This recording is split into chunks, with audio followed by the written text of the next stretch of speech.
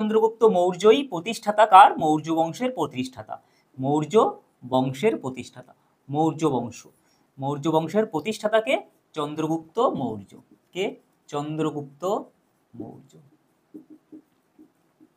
যদিও চন্দ্রগুপ্ত মৌর্যের বার্থ নিয়ে অনেক রকমের সমস্যা আছে, জন্ম পঞ্জি নিয়ে অনেক রকমের বৃত্তান্ত আছে, দুটো মতামত আমরা পাই। সেই দুটো মতামতের মধ্যে একটা হচ্ছে বুদ্ধিস্ট মতামত।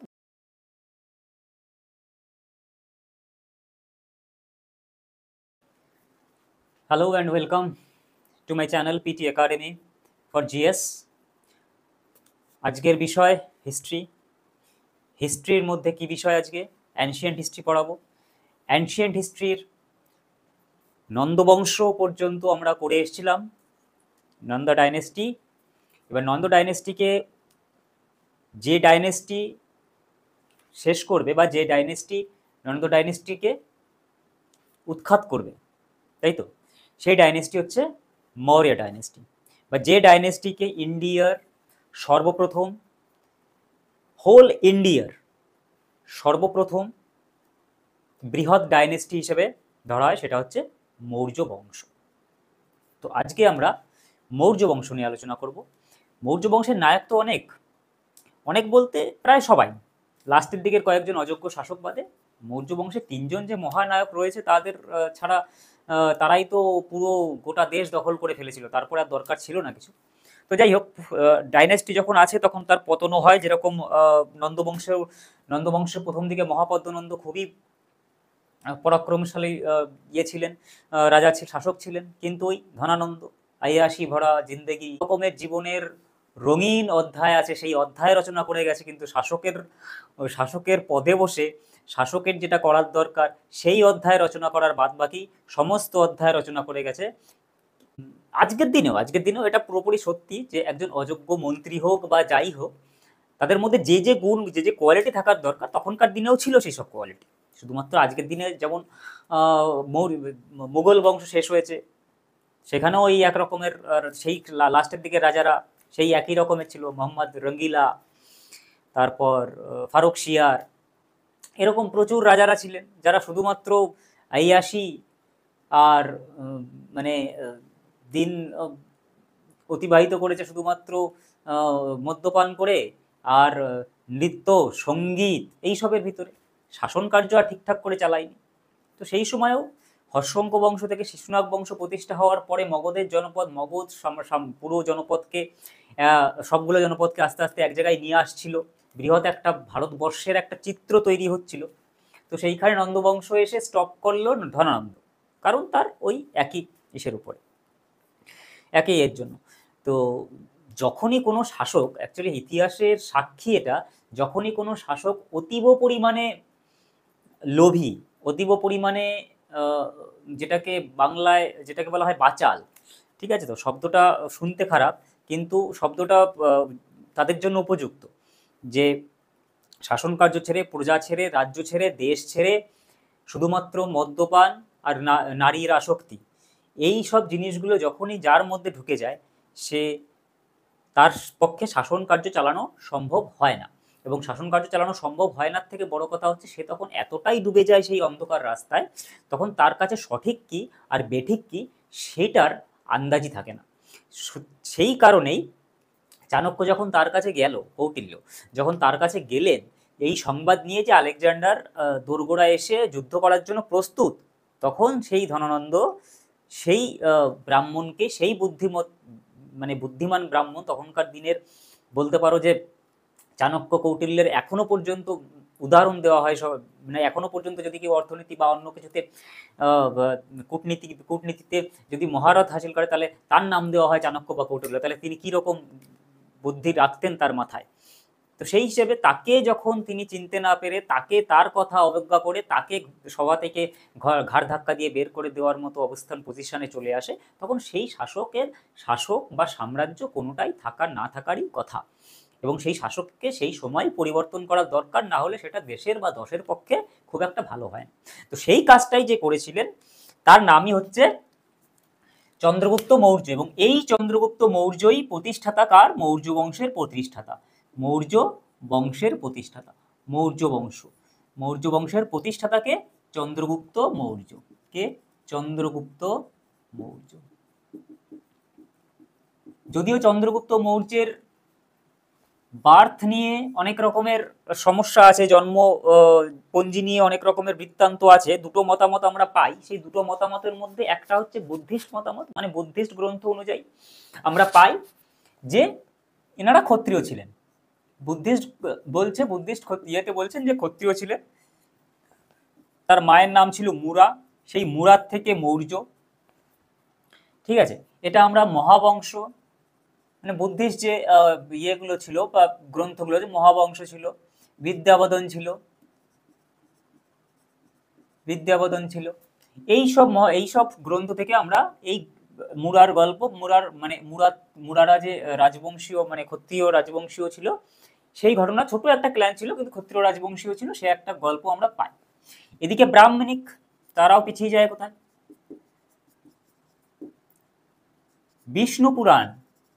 বিষ্ণু পুরাণ থেকে আমরা পাই যে চন্দ্রগুপ্ত মৌর্য নন্দবংশেরই এক রাজার পুত্র ছিলেন, কিন্তু তার মা যে ছিলেন তার নাম মুরা নামটা কেউ অস্বীকার করছে না, এ অস্বীকার করছে না এরা অস্বীকার করছে, কিন্তু মুরা যে ছিল, সেই মুরা ছিলেন শূদ্র, এবং এই নন্দবংশের শূদ্র পত্নীর যেহেতু পুত্র ছিল চন্দ্রগুপ্ত মৌর্য, তো ব্রাহ্মণরা তাকে বলেছিলেন যে শূদ্র হিসেবে তাকে ট্রিট করা।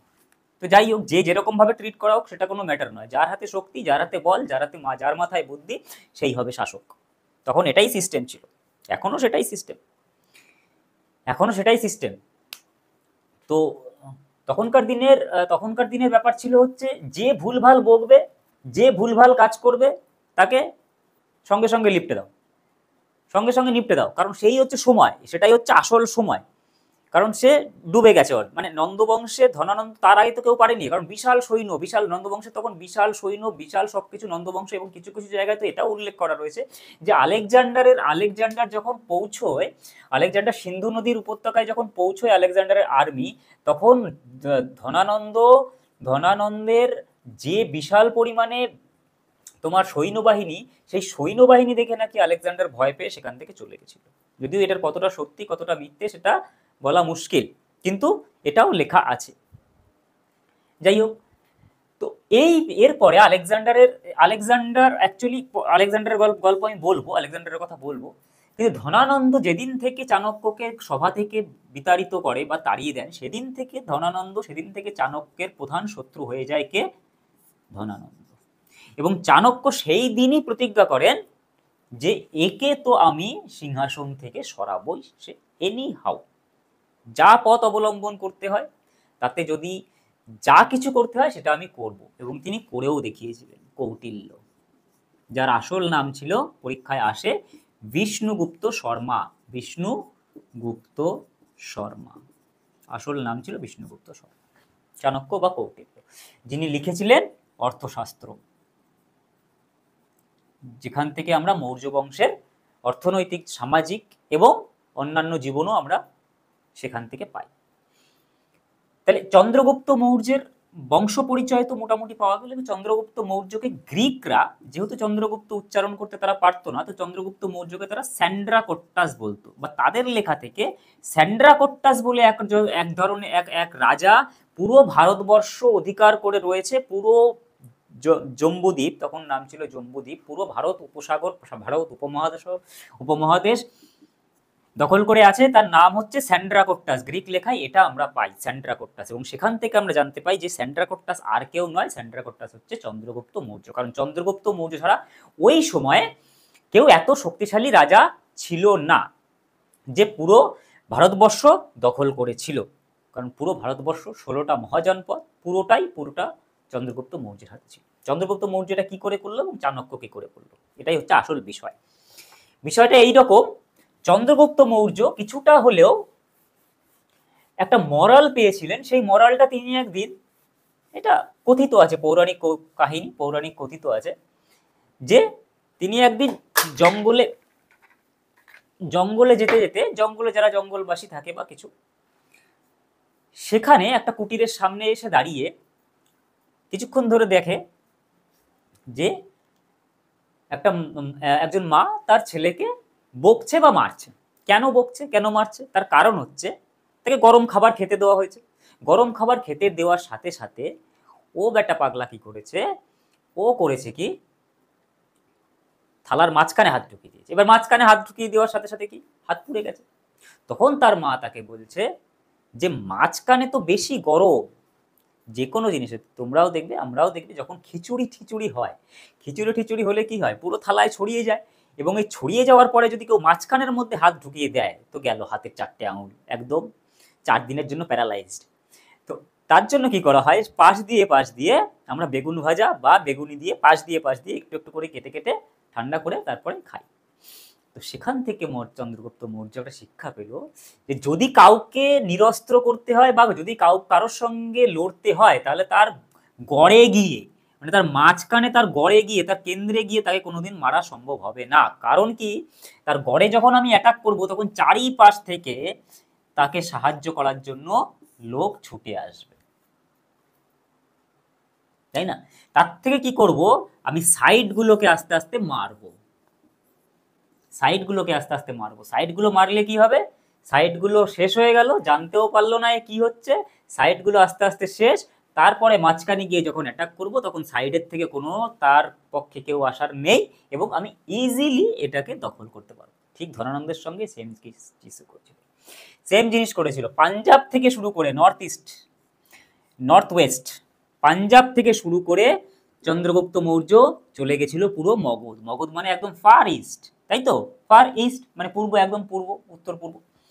তো এই দিক থেকে দখল করতে করতে পুরোপুরি সাম্রাজ্য দখল করতে করতে চলে গেল কোথায় না, এদিকে যতগুলো সবকটা 16টা মহাজনপদ আমরা কোথায় দেখেছিলাম, এর মধ্যেই নিচে খুব একটা বেশি ছিল না, একটাই ছিল অসম, বাদ বাকি সবগুলো এখানেই ছিল। তো প্রত্যেকটাকে দখল করতে করতে সে চলে গেল মগধে, এবং মগধে যখন গিয়ে পৌঁছলো তখন ধনানন্দর ঠিক সেই অবস্থা, মদ খেয়ে পড়ে রয়েছে, একই অবস্থা। তো খুব একটা কষ্ট করতে হয়নি চন্দ্রগুপ্ত মৌর্যকে। ধনানন্দকে হত্যা করে চন্দ্রগুপ্ত মৌর্য কি বসে, সিংহাসনে বসে। এই চন্দ্রগুপ্ত মৌর্যর সিংহাসন আরোহণ এইভাবে হয়, এবং তারপর তিনি আর কি কি করেন, পুরো সাম্রাজ্য তো যতদূর পর্যন্ত 16টা মহাজনপদ ছিল, পুরো সাম্রাজ্য তার নামে, তার আন্ডারে তো আসলোই। প্লাস আলেকজান্ডার এখান থেকে অ্যাকচুয়ালি পরবর্তী যে ইয়েতে আমরা পাই সেটা হচ্ছে আলেকজান্ডার এইখানে এসে জিতেও ছিল, গান্ধার জিতেছিল আলেকজান্ডার, আরো অনেকগুলো ভারতবর্ষের পোরাসের সঙ্গে, পুরুষ সঙ্গে যে যুদ্ধটা হয়েছিল সেটাও আমরা জানি যে পুরুষ সঙ্গে যুদ্ধ হয়েছিল। পুরুষ সঙ্গে যুদ্ধে আলটিমেট কি হয়েছিল সেটাও বলা মুশকিল, কারণ হিদাসপিসের যে যুদ্ধ পুরুষ সঙ্গে যেটা হয়েছিল সেখানে দ্বিমত তো রয়েছে, দ্বিমত রয়েছে মানে একজন রাজা সারা বিশ্ব সে জয় করতে বেরিয়েছে, হঠাৎ করে পুরুকেও সে হারাচ্ছে, পুরুকে হারানোর পরে তার বীরত্ব তার মধ্যে এমন কি জেগে উঠলো, এতদিন পর্যন্ত জাগেনি, যার মনে একটা পর্যন্ত দয়া দাক্ষিণ্য কোনো কিছু জন্মায়নি, হঠাৎ করে পুরুর ভিতর কি দেখে এমন দয়া দাক্ষিণ্য জন্মালো যে তাকে তার রাজ্য ছেড়ে দিয়ে সে চলে গেল। এটার ভিতরে একটু কনফিউশন আছে, আমার তো অন্তত আছে কনফিউশন। যে রাজা কারোর উপরে কোনোদিন কোনো দয়া দেখায়নি, প্রত্যেক যেখানে গেছে সেখানে সে মারকাট করতে করতে গেছে, এবং প্রত্যেকটা সাম্রাজ্য, কারণ তার মাথায় একটাই জিনিস ছিল, পুরো ভারত, পুরো পৃথিবী তার সাম্রাজ্যের অন্তর্ভুক্ত। তো হঠাৎ করে ভারতবর্ষে এসে তার কি হলো, এবং ভারতবর্ষে এসে সে ভারতবর্ষ আক্রমণ না করে এখান থেকে ফিরে গেলই বা কিসের জন্য? শুধু কি পুরুর বীরত্বের, শুধু পুরু হেরে যাওয়ার জন্যই কি, নাকি এটার পিছনেও কোনো অন্য রকমের কাহিনী আছে, যে পুরু হয়তো হারেনি, হয়তো জিতেও গেছিল, হয়তো জিতেই গেছিল? দ্যাট ইজ অ্যানাদার ইস্যু, যে এটা কন্ট্রোভার্সিয়াল ইস্যু আমি জানি, কিন্তু কোয়েশ্চেন তো থেকেই যায়, কোয়েশ্চেন মার্ক থেকেই যায়। তো এইখানে আরেকটাও থিওরি আছে, সেটা হচ্ছে এখানে এসে আলেকজান্ডারের যত সৈন্য ছিল সব সৈন্যরা ক্লান্ত হয়ে পড়েছিল বড্ড, এবং তারা আর যুদ্ধ করতে যেতে রাজি হচ্ছিল না, এবং তার সঙ্গে ছিল নন্দবংশের অত সৈন্য, সেটা দেখেও হয়তো ভয় পেতে পারে। এবং আরেকজন যে ছিল সে হচ্ছে চাণক্য, এর কথা কিন্তু বাদ দিলে হবে না। ইনার কথা বাদ দিলে হবে না, কারণ তিনি প্রথম থেকে জানতেন যে তারা কোথায় কোথায় অবস্থান করছে, কোথায় কিভাবে রয়েছে, তাদের সৈন্যদল কোথায় রয়েছে। তার আগে তিনি তার আর্মির মধ্যে কি, তার আর্মিতে কিচ্ছু নেই, শুধুমাত্র 20 কন্যা আর 20 পুরুষ। 20 কন্যা আর 20 পুরুষ, এই দুটো আর্মি নিয়েই তিনি তার যা খেলা খেলেছিলেন। এই 20 কন্যা আর 20 পুরুষ তখনকার দিনে চাণক্য তৈরি করেছিল একটা আর্মি, যে আর্মি কিছুই না, এদেরকে ছোট ছোট ডোজে বিষ দেওয়া হতো এবং এরা সেটাকে অ্যাবজর্ব করে নিত শরীরে, এমন মাত্রায় দেওয়া হতো যে অ্যাবজর্ব করে নিত। এটা শুধুমাত্র ভারতের প্রথা ছিল না, তখন মিশর বা অন্যান্য জায়গায়, পারস্য এইসব জায়গাতেও চল ছিল, মেসোপটেমিয়াতেও চল ছিল, গ্রিক এদিকেও চল ছিল, কিন্তু খুব কম। তো 20 কন্যা বা 20 পুরুষ কি তাদের মেন কাজ কি ছিল? তাদের মেন কাজ ছিল যে এদের উপরে বিষের তো প্রভাব পড়বে না, কিন্তু সৈন্যদল বা সেনাপতি তাদের কাছে পাঠানো হতো এই 20 কন্যাকে। তারা ভুলিয়ে ভালিয়ে যেরকম ভাবেই হোক তাদের সঙ্গে ভোজন করত বা একসঙ্গে পানীয় জল বা যাই কিছু সুরাপান করতো বা কিছু করতো, কিন্তু দুজনের ভিতরেই বিষ মেশানো থাকতো, কিন্তু এদের সেই এফেক্টটা হতো না, এফেক্ট হতো তাদের। এবং এইভাবেই কিছু কিছু সৈন্যকে মারার পরে তারা ভাবলো যে এই নদী পবিত্র নদী, এই নদী পার করা যাবে না, যদি এই নদী পার করা হয় তাহলে আমাদের সব সৈন্য মারা যাবে। এরকম একটা সৈন্যদের মধ্যে এরকম একটা উঠলো, তাল উঠলো, সেটাও একটা কারণ। এবং আমি বিবিধ কারণে আলেকজান্ডার সেখান থেকে, এবং আলেকজান্ডারেরও যে শরীর খারাপ হয়েছিল, পথে যেতে যেতে আলেকজান্ডারও মারা গেছিল, তারও রহস্য এখনো পর্যন্ত চাপা রয়েছে। সেটাও কি বিষ পানের জন্য? এটাও একটা ঘটনা। তো আলেকজান্ডারও পথে যেতে যেতে মারা যায়। এবং এই জায়গাটা কাবুল, কান্দাহার, পাকিস্তানের বালুচিস্তান থেকে শুরু করে এই তিনটে জায়গাটা হচ্ছে আরাকোসিয়া,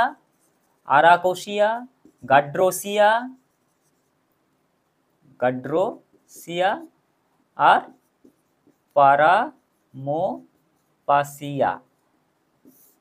নামটা একটু অদ্ভুত নাম, পারামোপাসিয়া অথবা পারামোপাসিয়াদা, এরকম একটা কিছু। তো ঠিক আছে, এই তিনটে জায়গা তার আন্ডারে ছিল। তা ধরতে পারো তিনটে জায়গা মানে কাবুল কান্দাহার পাকিস্তানের বালুচিস্তান, আর উপরের দিকে আমাদের এদিকে গান্ধার এই জায়গাটা, কাশ্মীরের এই অঞ্চলটা, গান্ধার তো কাশ্মীরের উপরেই ছিল, এই অঞ্চলটা পুরোপুরি, বা আফগানিস্তান, পাকিস্তান আর আমাদের উপরের অংশটা, এই অংশটুকু সেলুকাস নিকেটার নামে তার সেনাপতি তাকে ভাইসরয় সেখানকার করে দিয়ে সে সেখান থেকে চলে গেছিল। সেলুকাস নিকেটার 1, তাকে সেখানকার সেনাপতি বা ভাইসরয় করে সেখান থেকে সে চলে যায় আলেকজান্ডার। এবার এখানকার রাজা, তাহলে এখানকার ভাইসরয় বা এখানকার শাসক কে ছিলেন তখন? সেলুকাস নিকেটার। কিন্তু চন্দ্রগুপ্ত মৌর্যের কি করতে হবে? চন্দ্রগুপ্ত মৌর্যকে এটাও নিতে হবে, তো সেলুকাস নিকেটারের সঙ্গে তার যুদ্ধ অবশ্যম্ভাবী। তো সেলুকাস নিকেটার অনেকবার তার সঙ্গে কথোপকথন আলোচনা হওয়ার পরে, যুদ্ধের পরিস্থিতিও কয়েকবার হয়েছে, যুদ্ধের পরিস্থিতি হওয়ার পরে সেলুকাস নিকেটার দেখেছে যে না, এটা সম্ভব না, যেটা অসম্ভব। সুতরাং তাদের মধ্যে একটা সন্ধি হয়, এবং এই সন্ধিতে চন্দ্রগুপ্ত মৌর্যকে 3টে জায়গা দিয়ে ফেরত দেওয়া হয় চন্দ্রগুপ্ত মৌর্যকে, এবং তার সাথে সাথে আরেকটা জিনিসও গিফট হিসেবে দিয়ে দেওয়া হয়, মানে 3টের সাথে একটা ফ্রি। সেই ফ্রি জিনিসটা কি? সেই ফ্রি জিনিসটা হচ্ছে হেলেনা, সেলুকাস নিকেটারের কন্যা হেলেনা। খুবই সুন্দরী দেখতে ছিলেন। অ্যাকচুয়ালি বলা হয় যে সেলুকাস নিকেটারের কন্যার সঙ্গে চন্দ্রগুপ্ত মৌর্যের প্রেম হয়ে গিয়েছিল, মানে দেখে লাভ অ্যাট ফার্স্ট সাইট যেটা হয় সেই হয়ে গিয়েছিল, এবং তাদের সঙ্গে প্রেম চলছিল, সেটাও ইতিহাসের পাতাতেই রয়েছে। এবং চন্দ্রগুপ্ত মৌর্যকে হেলেনার সঙ্গে বিবাহ দেওয়া হয়, হেলেনার সঙ্গে বিবাহ করানো হয়, এবং বিয়ে দেওয়ার পরে তার সঙ্গে এই 3টে জিনিস যৌতুক হিসেবে যায়। কিসের বিনিময়ে? না, 500টা হাতির বিনিময়ে। 500টা হাতি। তখনকার দিনে এই হাতির ছিল খুব অভাব ছিল, এবং হাতির খুব প্রভাবও ছিল।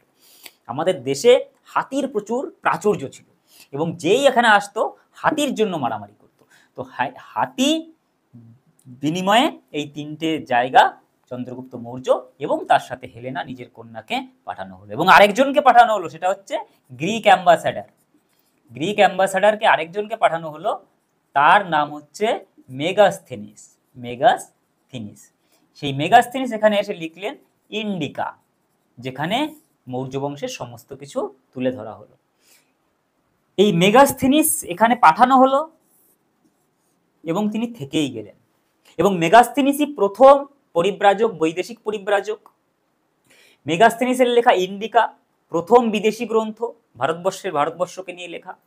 ঠিক আছে, এইগুলো কিন্তু পরীক্ষায় আসার মতো কোয়েশ্চেন। এইখানে এখানে হেলেনাকে পরবর্তীকালে আর ইতিহাসে পাওয়া যায়নি, যদিও পরবর্তীকালে জানা গেছিল যে তিনি চন্দ্রগুপ্ত মৌর্যের মৃত্যুর পর তার নিজের দেশে চলে যায় এবং সেখানে তার এক পুত্রও হয়। কিন্তু চন্দ্রগুপ্ত মৌর্যের প্রথম যে স্ত্রী ছিলেন তার নাম ছিল দুর্ধারা। কি ছিল? দুর্ধারা, যার পুত্র ছিল বিন্দুসার, যে পরবর্তীকালে রাজা হয়েছিল কোথাকার? না, মৌর্য সাম্রাজ্যের। এবার এই চন্দ্রগুপ্ত মৌর্য বংশের সময় চন্দ্রগুপ্ত মৌর্যের শাসনকাল কত ছিল? 324 থেকে 297 BCE, এইটুকু শাসনকাল ছিল। তাহলে এরপর থেকে কে শাসন করবে? বিন্দুসার শাসন করবে। কিন্তু বিন্দুসার শাসন করবে কখন? যখন চন্দ্রগুপ্ত মৌর্য মারা যাবে তারপর। তো ঠিক এই রকম সময় যখন পুরোপুরি সমস্ত কিছু তার আন্ডারে, সমস্ত কিছু তার কাছে চলে এসছে, সেই সময় তিনি কি করলেন? তিনি চলে গেলেন জৈন ধর্ম গ্রহণ করলেন। জৈন ধর্ম গ্রহণ করলেন এবং এই জৈন ধর্ম গ্রহণ করলেন তিনি শ্রবণ বেলাগোলা, কর্ণাটকে অবস্থিত শ্রবণ বেলাগোলা বলে একটি জায়গা, মানে একটি গুহা, সেখানে তিনি চলে গেলেন 52 বছর বয়সে, মাত্র 52 বছর বয়সে তিনি জৈন ধর্ম গ্রহণ করে সেখানে চলে গেলেন। কার কাছ থেকে তিনি জৈন ধর্ম গ্রহণ করলেন? ভদ্রবাহু। তিনি একজন জৈন তীর্থঙ্কর ছিলেন, ভদ্রবাহু। তার কাছ থেকে জৈন ধর্ম গ্রহণ করলেন, দীক্ষা নিলেন, দীক্ষিত হলেন এবং সেখানে গিয়ে তিনি আরেকটা কাজ করলেন। সেটা হচ্ছে সবথেকে বিভৎস কাজ এবং ইতিহাসের পাতায় এটা একটা রহস্য যে কেন তিনি ওই অল্প বয়সে গিয়ে এই ধরনের কাজটা করলেন। তিনি সেখানে স্লো স্টারভিং মানে হচ্ছে ধীরে ধীরে না খেতে খেতে মরে যাওয়া। এটা জৈনিজমের মধ্যে তখন ছিল, ধীরে ধীরে নিজেকে মৃত্যুর পথে ঠেলে দেওয়া। প্রথমে অল্প খেতে খেতে খেতে খেতে একদম এক সময় গিয়ে পুরোপুরি ফাস্টে থেকে নিজের শরীরকে বিসর্জন দেওয়া, নিজের শরীর ত্যাগ করা। এবং স্লো স্টারভেশনে তার মৃত্যু হয় সেইখানে, যেটাকে বলে অ্যাকচুয়ালি সল্লে খানা। নামটা মনে রাখবে, ইউপিএসসির পরীক্ষায় বা অন্য ধরনের পরীক্ষায়, সিডিএস এনডিএস এর পরীক্ষায় কিন্তু এই ধরনের কোয়েশ্চেনগুলোই আসে। তার নাম ছিল কি? সল্লে খানা, স্লো স্টারভেশন। তিনি মারা যান। তিনি মারা যাওয়ার পরবর্তীকালে তার পুত্র বিন্দুসার, কার পুত্র? দুর্ধরা।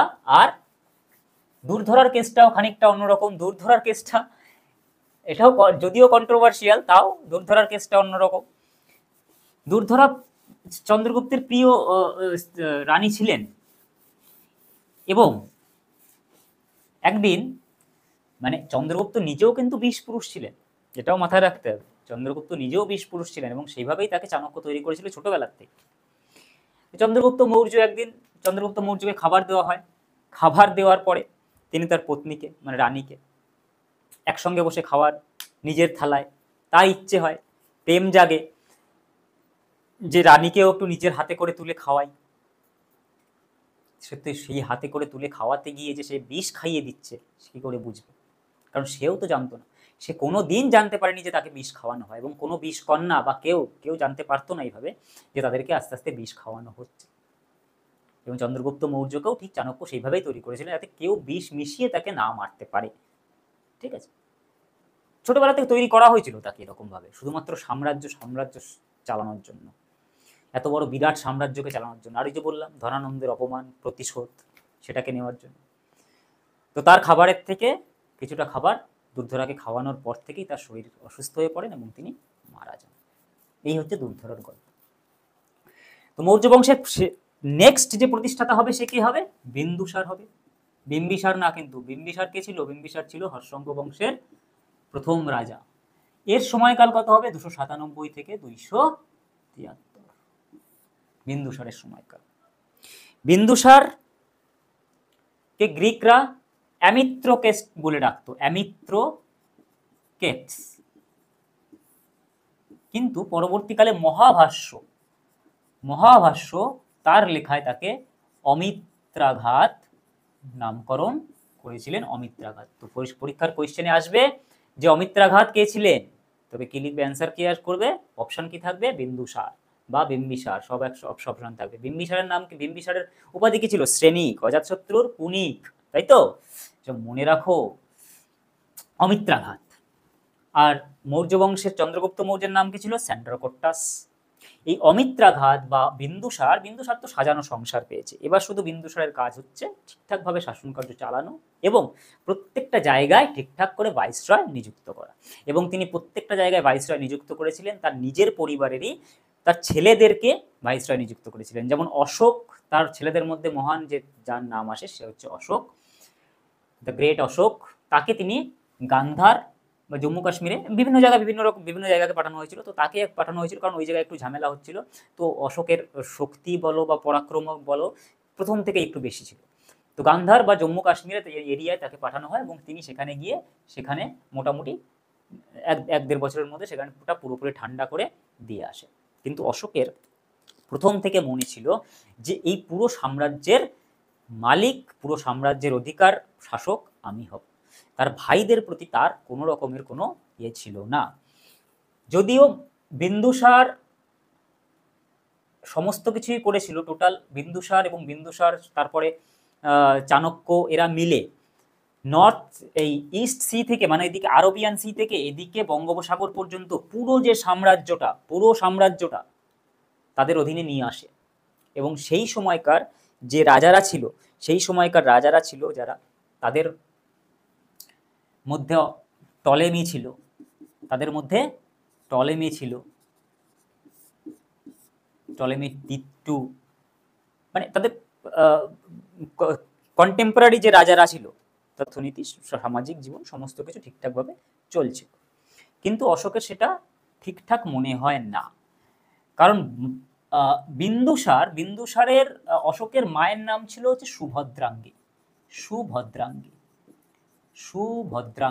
সুভদ্রাঙ্গীর সঙ্গে বিন্দুসারের মাঝে একটু মনোমালিন্য হওয়ার ফলে তারা দুজন আলাদা থাকতেন এবং অশোক হওয়ার পরে তারা আবার মিলিত হয় দুজনে। সেজন্য অশোকের নাম হচ্ছে, অশোক নামের মানে হচ্ছে দুঃখ নিবারণকারী, দুঃখ নিবারণকারী। এই জন্যই অশোকের নাম অশোক দেওয়া হয়েছে, দুঃখ নিবারণকারী, কারণ তাদের দুইজনের মধ্যে দুঃখ নিবারণ করেছিল। এবং বিন্দুসার সেটা পরবর্তীকালে বলেও ছিল যে আমাদের দুঃখ নিবারণকারী যে পুত্র তার নাম হচ্ছে অশোক। এই সুভদ্রাঙ্গীর পুত্র তিনি ছিলেন চম্পার মহারানী, চম্পার এক ব্রাহ্মণের পুত্রী সুভদ্রা। তো অশোক আর বিন্দুসারের আরেক পুত্র ছিল যার নাম ছিল সুসীমা। তো বিন্দুসারের ইচ্ছে ছিল সুসীমাকে সমগ্র কি করার, শাসক করার, মানে সিংহাসনে কে বসবে এরপরে, সুসীমা। কিন্তু এইটা অশোক মেনে নিতে পারেনি এবং অশোকের সঙ্গে আরো কিছু মন্ত্রী পরিষদ তারা মেনে নিতে পারেনি এবং তারা চাইতো যে অশোকই নেক্সট শাসক, অশোকই হোক। এবং সেই কারণে অশোককে মন্ত্রণা বলো, কুমন্ত্রণা বলো বা সাহায্য করে 99 জন ভাইকে হত্যা করে অশোক। তারপরে তার সিংহাসন আরোহণ হয়। 297 থেকে 273, অফিসিয়ালি 273, 4 বছর লেগে যায় এই ঝামেলা মেটাতে। তারপর 269 গিয়ে অশোক সিংহাসনে বসে। এটা 269 হতে পারে, 268 হতে পারে, মতান্তরে যেটাই হোক না কেন, যেটাই অপশানে আসবে সেটাই বসাবে। যদি অপশানে থাকে 269 তাহলে 269, যদি অপশানে থাকে 268 তাহলে 68।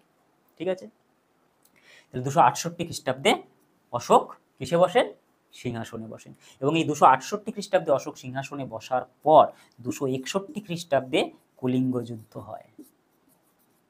কলিঙ্গ যুদ্ধ, যেখান থেকে অশোকের মন পরিবর্তন হয়। আমরা নেক্সট ক্লাসে দেখব অশোককে নিয়ে, কারণ অশোক একটা আলাদাই মানে ক্লাস। অশোককে দ্য গ্রেট অশোককে পড়াতে গেলে একটা আলাদা ক্লাস দরকার। তার কারণ তার শিলালেখ, তার অভিলেখ, তার যুদ্ধ, তার ধর্ম পরিবর্তন, সমস্ত কিছু। তো আজকের এই পর্যন্ত মৌর্য বংশের প্রতিষ্ঠাতা, তারপর বিন্দুসার এবং অশোকের পরেও আর মৌর্য সাম্রাজ্যের পড়ার মতো কিছু নেই। লাস্ট রাজা বৃহদ্রথ, তারপরে অশোকের পরে ধীরে ধীরে সব শেষ হয়ে যায় মৌর্য বংশ। তারপরে শুঙ্গ বংশ আসে পুষ্যমিত্র শুঙ্গ বীরদত্তকে হারিয়ে শুঙ্গ বংশ প্রতিষ্ঠা করে।